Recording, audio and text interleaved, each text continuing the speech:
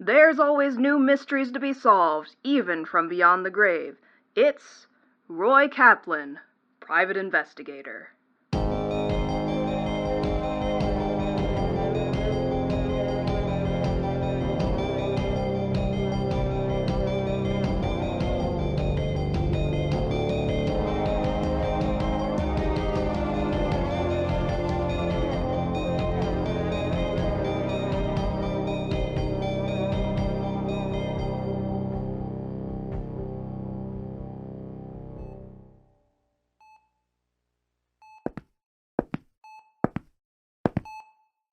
Isn't this swell? What a right mess you've made of yourself, Roy. Liz, is that you? Did you get socked so hard you went blind? Yeah, it's me. Sorry I didn't get here sooner. It took me a while to find you. It's okay. I'm not going anywhere anytime soon. Well, what happened to you? Can't you guess? I did a little poking around, and some people didn't like that very much. Your leg's all wrapped up. Yeah, it was rough. The doctor says I need to stay off of it for a week or two. Well, what are you gonna do if you can't walk? Stay at home, I guess. It's not like I can do a lot of work with this. Which reminds me, I've got a call to make.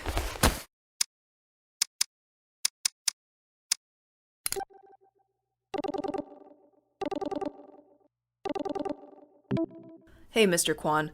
It's Kaplan. It's about your case. Unfortunately, no. I've had a little bit of a medical emergency. I won't be able to find your friend. No, I'll be fine. I just wanted you to know I can return the retainer, and you can try a different investigator. I'm really sorry. Is that your client? Huh? Yeah, his name is Seung-Jin Kwan. He hired me this morning. No, Mr. Kwan, I was talking to my friend here. What kind of a case was it? A missing persons case. Kwan hasn't heard from his friend in a while, and he can't get in touch with her at all. He was really torn up about the whole thing. A missing person? You just need to know where she's gone to, right? Yeah, that's what a missing persons case is. But in case you haven't noticed, I'm a little incapacitated right now. Tell your client to wait a couple of days before trying a different shamus. Huh? Get some rest, Roy. I'll find this girl for you.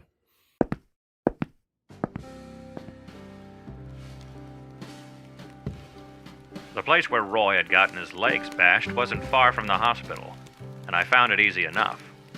It was a small pub on the first floor of a residential building that had an imitation wood facade and warm lights meant to capture a little of that old Irish charm. It wasn't busy this early in the evening, with only a handful of people talking and eating. It didn't look to me like a place where folks got their kneecaps busted. The rain was starting to come down, so I went inside.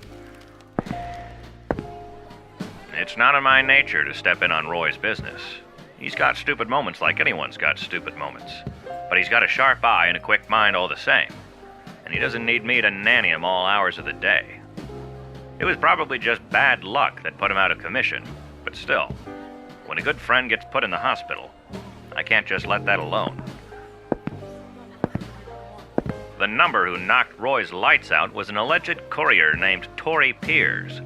Roy described her as a reasonably fit 30-something-year-old with bleached hair tied back, nice clothes, and a shiny black wristwatch. I had no idea if she would show her face, and there were no ghosts around who I could ask about it. But Roy said this was a regular haunt, so I got comfortable and waited.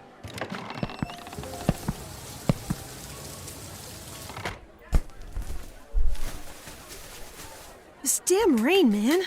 Why's it gotta be pouring on my night off? Quit complaining, Tari. You should be happy we got the night off at all. We've been slammed this entire month. That sounds like a you problem. Come on, let's grab a table. I'm starving. Tori Piers. Her hair wasn't tied up, but the rest of the description fit. She looked respectable, a twist who wouldn't be out of place in a shiny new office building. She didn't at all look like a thug. Don't bother with the specials menu. They're all garbage. Hey, we're ready to order. I sat next to them and listened to Piers and her friend yammer on about a lot of things I didn't care about. Things like sales and coworkers. The kind of thing I was bored of even back when I was alive. Tari, what happened to your hand? Did you get into an accident or something? This? Oh, no. There was this guy earlier. He called me up out of nowhere and started asking me questions about this girl. What? Oh, that's so creepy. I know, right? I didn't even know the girl he was asking about. And he hit you? I hit him. For a tall guy, he went down really easy. It was honestly super pathetic. One second, let me check this. Hey, boss man, why are you calling me? You want me to pick up someone else? Are you kidding? I just picked up that KOWALCZYK girl for you last week. No, it's my day off. I don't care if you're paying me. My day off is my day off. I'm already in a bad mood, so call someone else or try asking tomorrow. Who was that? One of my clients. This is why freelance sucks. Some people really think they can call you whenever they want. But forget him. How are things going at your place?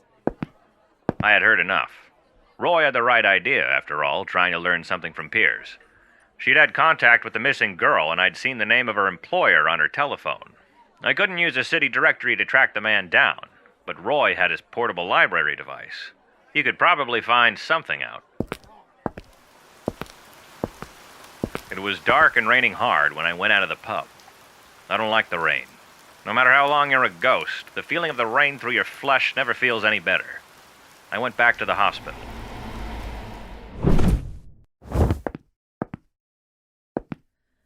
And I never heard anything else about her either.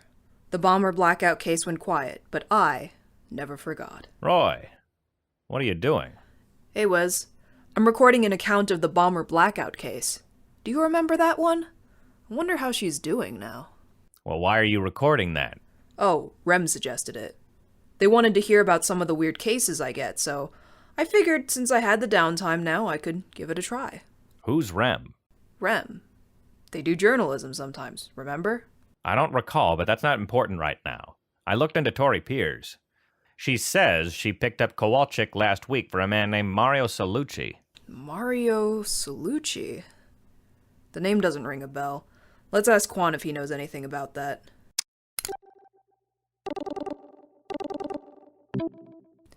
Hey, Mr. Quan. Sorry to bother you, it's Kaplan again. Mr. Kaplan, did you find anything? Maybe. Do you know a man named Mario Salucci? I'm not sure. I think Lyra might have mentioned him before. I think she was getting help from him or something. I see. Let me look him up. Okay, I found him. Looks like he was a licensed doctor operating a small private practice on the north side. Oh, that's right. Lyra was seeing Dr. Salucci monthly for her wasting syndrome. She started going there about a year ago. What? She was seeing a private doctor for wasting syndrome? The city treatment centers are free. Yeah, but the treatments are really rough. It needs a lot of equipment, and Lyra was tired all the time. She wanted to try something else, and Dr. Salucci has an experimental treatment for it. It really works, too. Lyra felt a lot better really fast, but she's been getting worse again recently. I see. You said Lyra lives on the north side in the outer city, right? That's right. Okay, sounds good. Thanks for the help. We'll work some more on this case, and I'll call you tomorrow with what we find. Is that all right? Yes, thank you. I'm sorry you got hurt, Mr. Kaplan. I'll be fine. Just go and take care of yourself, all right, Mr. Quan? I will. Thank you. You don't look very happy. I'm not happy. You know how I said Salucci was a doctor on the north side? Yes. What happened? Did he die? No. He lost his license for unethical research practices 4 years ago. Wes, what do you know about wasting syndrome? Plenty. It was a disease that showed up around the long winter. Called it doomsday fever back then. It didn't matter if you were rich or poor, or in the bomb shelters, or getting plenty of food to eat. You got sick and died. I never saw a single survivor before I finally left America. Right. A lot of old era countries went that way. Sometimes I forget you were actually around for that part. The long winter was a bad decade. I'm just glad it didn't wipe out everyone. Yeah. These days, wasting syndrome is pretty rare since we know the cities and oceans are safe. But people who go into the hazard zones without protection, or even some people living in the outer city, can get it. We still can't cure it, but we can manage it for a while. With early diagnosis and treatment, they can extend your life expectancy about 20 years. If it's caught later on, maybe 10. Oh, that's not bad. And treatment is free. Right. There are wasting syndrome treatment centers not too far from here with live-in facilities for patients with advanced disease. They're pretty good. I spent most of my childhood in one. You? You're not sick. My parents were. Oh. I'm sorry. It's fine. They stayed with me a while after they died, and we did a lot of the things that we couldn't when they were alive. They were happy when they finally passed on. Roy. My point is, I don't trust any kind of miracle cure for wasting syndrome. I get why someone would want it.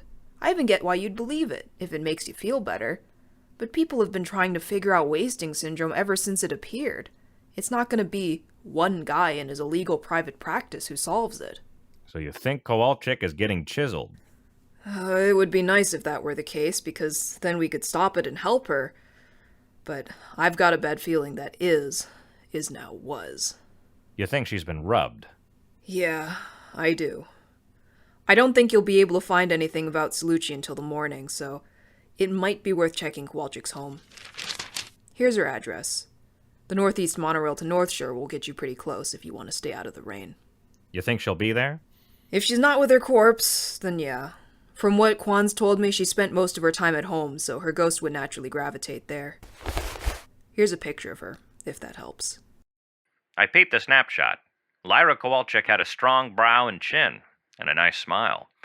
Her brown hair was cut short and curly, and she had big green eyes and freckles. She looked about Roy's age, too young to die. I memorized her face, though it wouldn't do much good. Even after this many years, I can't see other ghosts' face clearly. I've never known anyone living or dead who can. Nobody except for Roy. All right. I'll pay her a visit. Good night, Roy. Good night, Wes. And thanks. I appreciate this.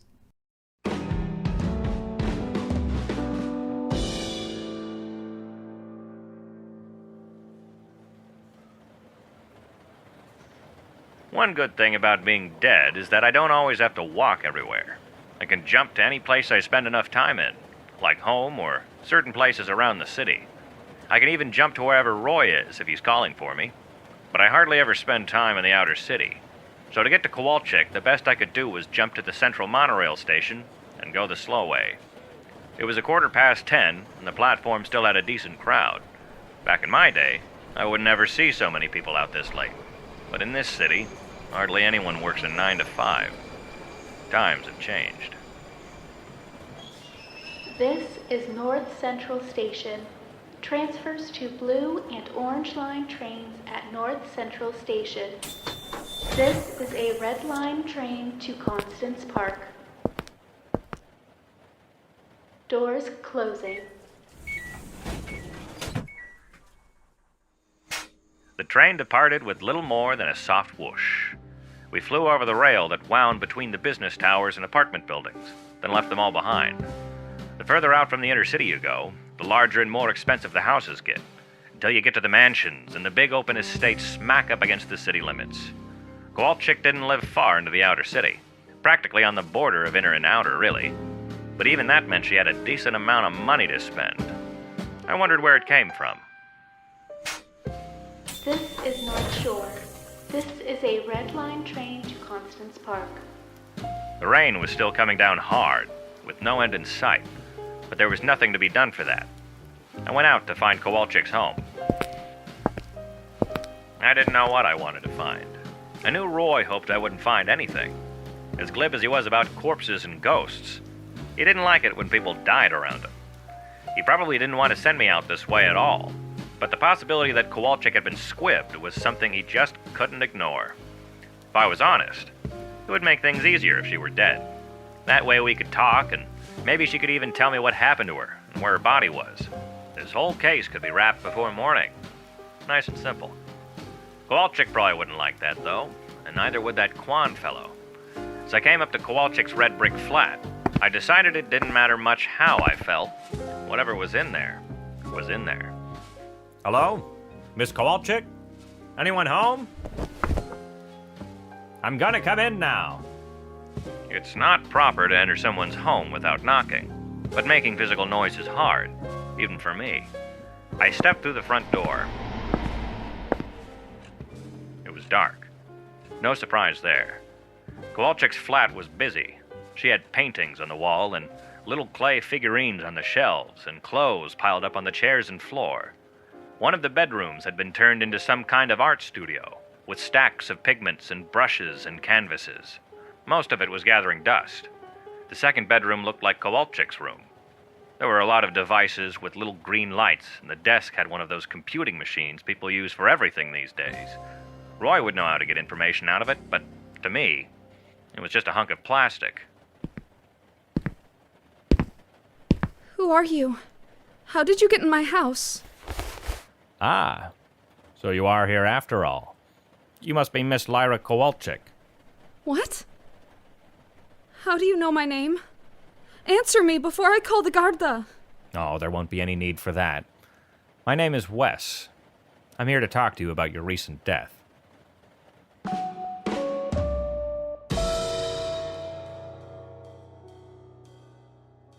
That's the long and short of it. So this is real then? I died and I'm a ghost now? I'm not dreaming or anything? I realize it's a bit of a shock. It's just... everything was going so well. How could this happen? That's what I'd like to find out. Mister... I'm not a mister. You said Sungjin hired you? He hired my friend, Roy. Roy's a private investigator and, more to the point, not dead. Have I really been dead so long that people are looking for me? Seong-jin said he hasn't heard from you in over a week. As for how long you've been dead, I was hoping you could tell me a bit more about that. Seong-jin said the last he heard of you was when you made contact with a woman named Tori Piers. Do you remember what happened? I think so. I messaged Sungjin before Tori took me to see my doctor. She takes you. Is this a regular thing? No, I can usually walk to the clinic because it's close to the monorail, but I had to go to a different center this time that was too far to walk. So Tori sent me. Why is that? Oh, well, I was sick. My treatments were working really well for a while, but a month or two ago I started having weird symptoms, like my hands were shaking a lot and I was feeling dizzy all the time. So we scheduled a surgery that could help. So this different center was a surgery center? That's right. Did anything happen then? I mean, I talked to my doctor, he told me what I should expect, and then I went in for surgery. And then what? That's it. I don't remember anything else after that. The next thing I knew, I was floating around the bay, and I was like this. Do you think there was some kind of complication with the surgery? I think that kind of depends on your point of view. What's that supposed to mean? I died in the surgery, didn't I? How's that not a complication? Well, it's not a complication if the doctor kills you on purpose.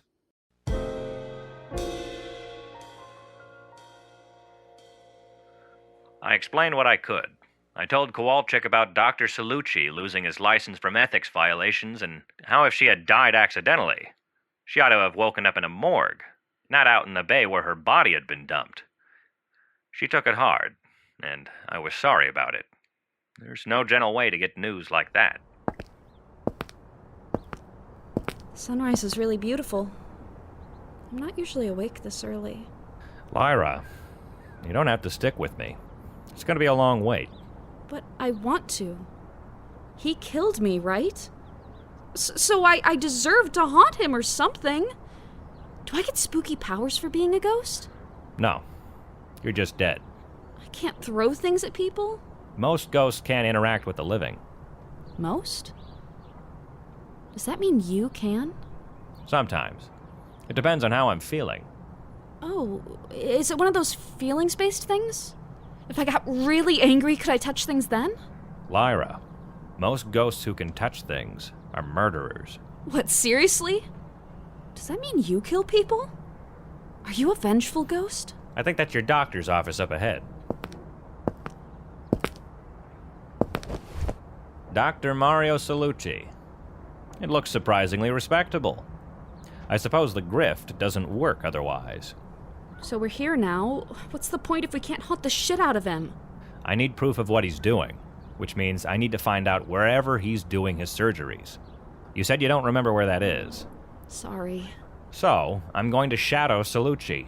He called Piers yesterday saying there was someone else to pick up. That probably means he'll do another surgery today.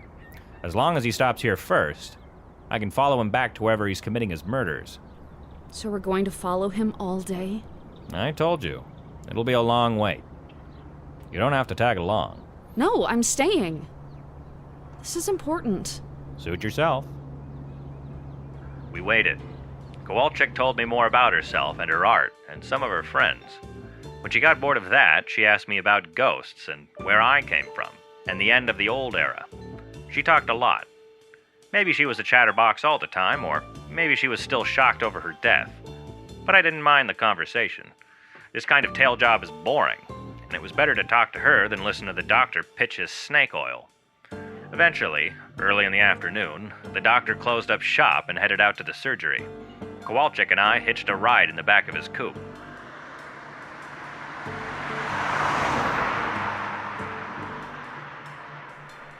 Wow. This tailing thing would be way harder if we weren't invisible. Being a ghost has its uses. Crazy to think that everywhere you go, there might be a ghost sitting next to you. Where are we going? I don't recognize this place. It looks like we're heading further into the outer city. There's fewer eyes out there. It's probably how he kept these murders hushed up for so long. Salucci drove out to a squat, white building not far from the coast, set up in a neighborhood of large houses and winding streets, the sort of place where everyone had a bike or car because the trains were too far away to be any help. I wouldn't go so far as to call it isolated, but it wasn't a place anyone would visit except if they meant to be there.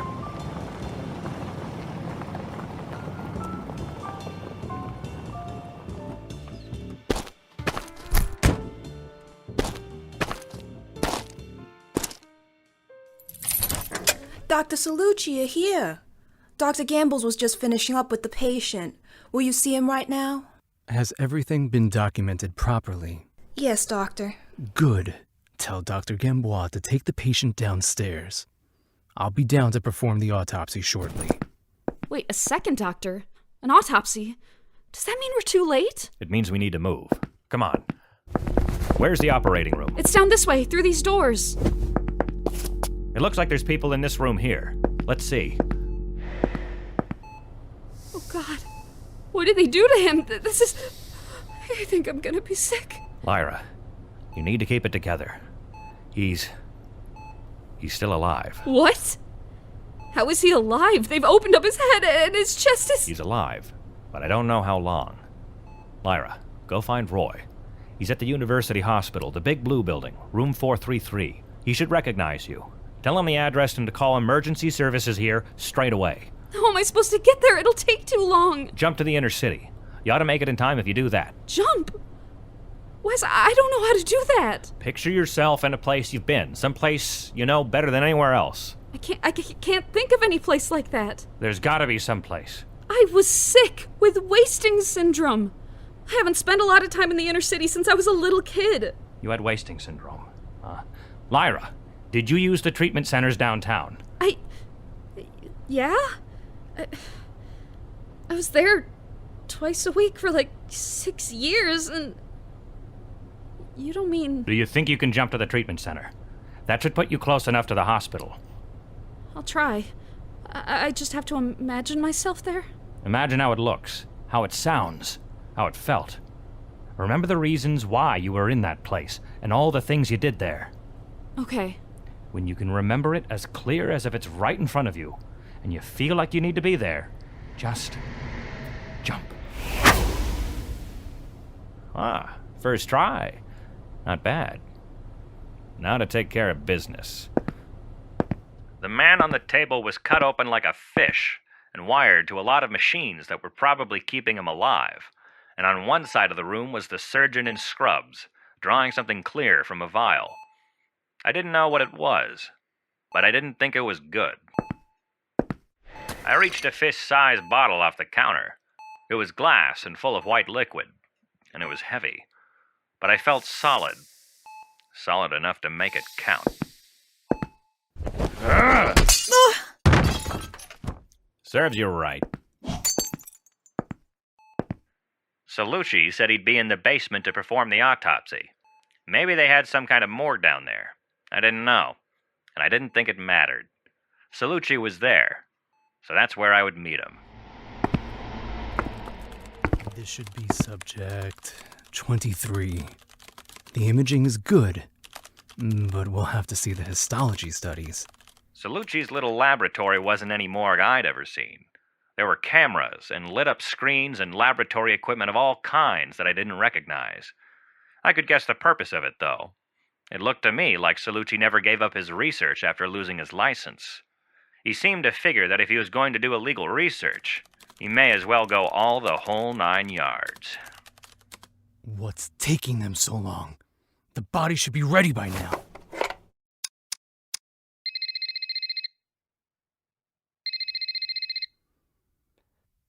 They're not even answering the intercom.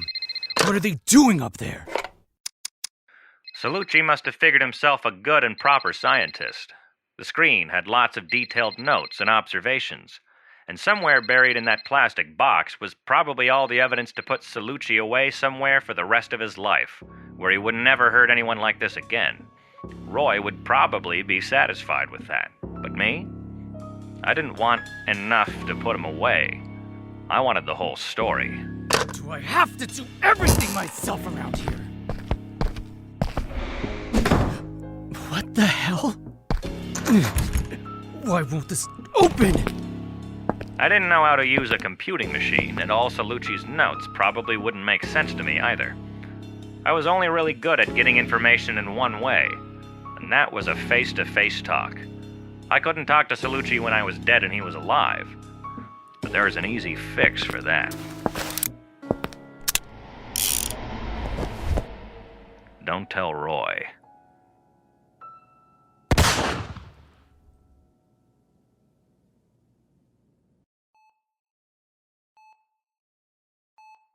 So that's how it is?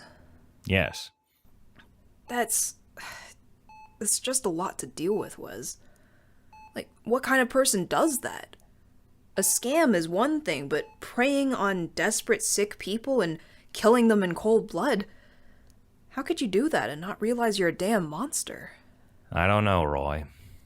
It just makes you sick to hear it. Did Fletcher tell you how everything ended up over there? Yeah. They weren't able to save the victim. It sounds like they'd taken out some of his organs and he lost too much blood. They've contacted the victim's family, who I imagine were extremely upset. They found body parts in the morgue as well as all of Dr. Mario Salucci's research files. The password you gave them worked, so they're working on that. It looks like he was using some sort of treatment that destroyed abnormal tissue. I guess he was trying some combination of growth factors or something else to offset the side effects of that, but obviously it doesn't work because it doesn't actually fix the wasting syndrome, it just masks the symptoms. So much for a miracle cure.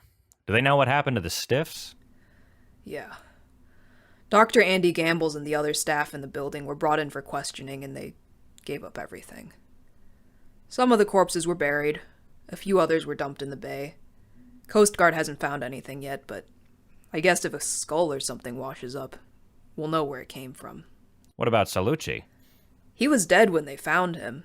Fletcher wasn't sure how, but the paramedics said it looked like some kind of heart attack. Did you see what happened to him? No. He was already like that when I checked on him. What timing? Is that what you call karma? It could be. How was KOWALCZYK? She seems okay. She was pretty happy to hear Salucci and his accomplices were taken care of, and I talked with her and Quan earlier.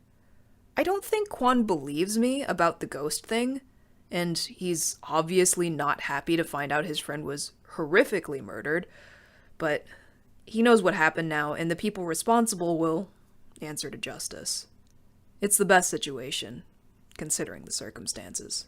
Well, even the best circumstances feel crummy sometimes. Did KOWALCZYK pass on? No. She said she wanted to go walk by the river. She's probably out there now. She doesn't want to go? I wouldn't say that. It's just... disease takes a lot of time from you. If she can enjoy things now that she wasn't able to before, why not? Maybe it'll be a few weeks, or a few months. When she's satisfied, she'll move on. It's not an all-or-nothing deal, Wes. Not everyone's like you. That's probably for the best. And how are you? Me? Well, I'm just Andy. Roy. I'm alright.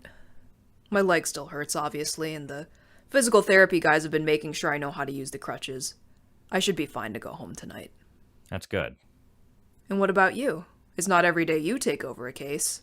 Roy, in case you forgot, I'm the one who taught you how to investigate. This isn't anything new for me. I know. You did a good job. I probably couldn't do better on a case like this, even with my physical, not ghost hands. You could give me some tips. Well, my first tip is not to get your legs bashed in. I set myself up for that one, didn't I? You did. Well, thanks for the save, Wes. I knew I could count on you. I always can. Of course, Roy. Anytime. You've just heard Doctor's Orders, the 10th episode of Roy Kaplan, Out of Sight. Wes was played by Caleb Jensen, Kaplan by Jesse Peng. Our cast also includes Megan Scharlau, Wyatt West, Melissa Bowens, Stephen Jobson, Mike Castoro, and Rebecca Clifford.